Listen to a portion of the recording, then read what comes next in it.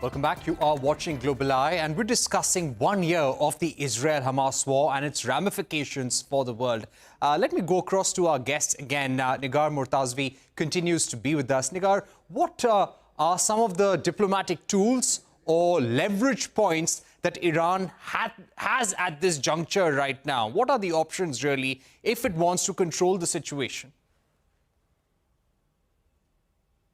Well, it looks like the calculation in Tehran this week was that they are taking too many hits, and they, meaning Iran and its allies, the so-called resistance, the axis of resistance that includes Hezbollah, also Iran's closest ally. After the assassination of Ismail Haniyeh in Tehran and then the assassination of Hassan Nasrallah in Beirut alongside an Iranian commander, I think the thinking in Tehran was that if they don't hit back, they're going to keep getting hit and possibly harder. So they frame this attack as a warning shot, and they're combining it with messaging, with public and private messaging that, as they've said alongside, they don't want an all-out war, direct war, especially with the United States, but even with Israel, and that they will only escalate if this escalates further. Now, what are the parameters of escalation? What do each side understand and think of the other one as far as their red lines and deterrence versus escalation is not very clear. I mean, the problem is that the different sides of this war don't really have a direct line of communication, of course, and messages have to go through intermediaries. There's no direct line between Iran and the United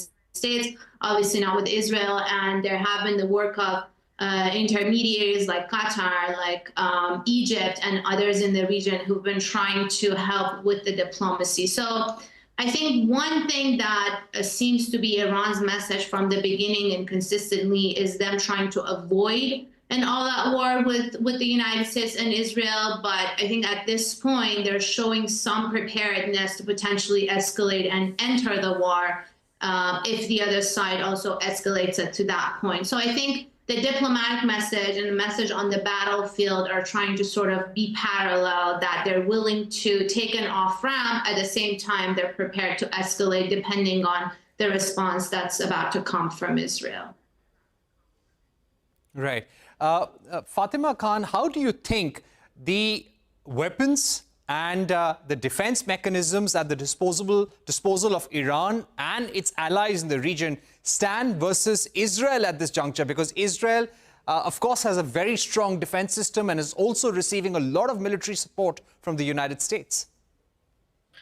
Yes, that's correct. But as one of your guests, one of your commenters said, Israel is fighting too many wars right now.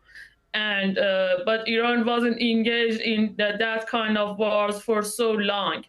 The important thing is we really do not know how much and in which directions Iran have the capacity to defend itself. But we know that there are these, the government is ready to do whatever it takes to defend not just Iran, its borders, but also those who are considered as Iran's allies. Right. Ambassador Carmon, what a lot of people would try and understand that there have been negotiations. There was a ceasefire in between, as a result of which some hostages were released. But what really stops Israel from accepting any further ceasefire terms at this juncture? And on what terms do you think Israel will accept a ceasefire and an end to the war? Well, I think that you mentioned the hostages, which is the number one priority of the war aims, as it is called in translation from Hebrew. There are 4 or 5 war aims. One of them, the first and foremost, is the hostages. And we are not sure, and I think the Israeli government is not sure really, that there are enough confidence-building measures, as it is called, to be sure that the Hamas is really ready to liberate all the hostages. I want to stress and to remind you that from day one, or more or less, the international community has been stressing the need to free the hostages unconditionally and immediately, and this does not happen.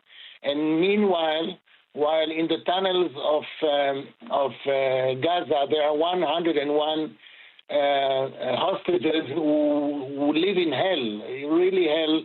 I don't see that there is any real will by Hamas. Hamas military force has to be eliminated. This is one thing. The second thing is Hezbollah, which has joined the war with Hamas on the second day, on the 8th of October, displacing with its fire, more than tens of thousands of Israelis who had to leave their place because this is unlivable. I agree perfectly with the analysis that says that we cannot really speculate what will happen and how, but there are a few principles that must be kept. And the first and foremost principle after the issue of the hostages is the fact that the Israeli people has to go back to its homes, to its villages, to its cities, from which they were displaced. And in the last year, and it was also mentioned, in the last year we are fighting a war with 7 different fronts. 7 different fronts. Right. An hour ago, we heard that an Iraqi missile killed 2 Israeli soldiers last night. Iraqi, one more of the 7 fronts. So this is really unbearable and unacceptable. Okay. Right. So clearly very stretched. But let me put that final question to Ambassador Trigunayat. Ambassador Trigunayat, how is India getting impacted? So far, we're not seeing an impact on our economy, but there are fears it will have an impact on inflation. It will have an impact on our exports and our growth overall. Parikshit, any war anywhere else does have an impact today in the interdependent world. And the Russia-Ukraine war has a major impact on the global south, and India has been flagging it. This particular war, if it happens and escalates and expands, is going to have a direct impact on India. For the simple reason that the maritime lanes, we have seen the Houthi attacks had prevented and made the maritime trade very costlier. And Indian ships are already there, warships, trying to prevent the commercial shipping, help them. On the other hand, you know that we import about 70-80% of our requirements, which has been diversified to Russia. But still, it is the most important for us from the region. And that will be impacted. Most importantly, we have about 9.5 million people in the Gulf countries alone. And their safety and security is of prime importance to us. So if the oil prices, which have already started rising, $70 to $75, $77, that is going to have an impact. And if Israel attacks on the Iranian and other, then Iran also moves around and responds, then we are looking for an escalation that will have a direct impact on India as well. And that's precisely the reason India has been asking for de-escalation, dialogue, diplomacy, and also a two-state solution. Because if the Palestinian issue is not resolved, we are going to see it once again. Right. We've run out of time, but thank you very much, Fatima Khan, Ambassador Trigunayat, Ambassador Carmon, and Negar Mortazavi for joining us on this special on CNBC TV18. With that, it's a wrap on this edition of Global Eye. Thank you for watching. Stay tuned to CNBC TV18 for more updates.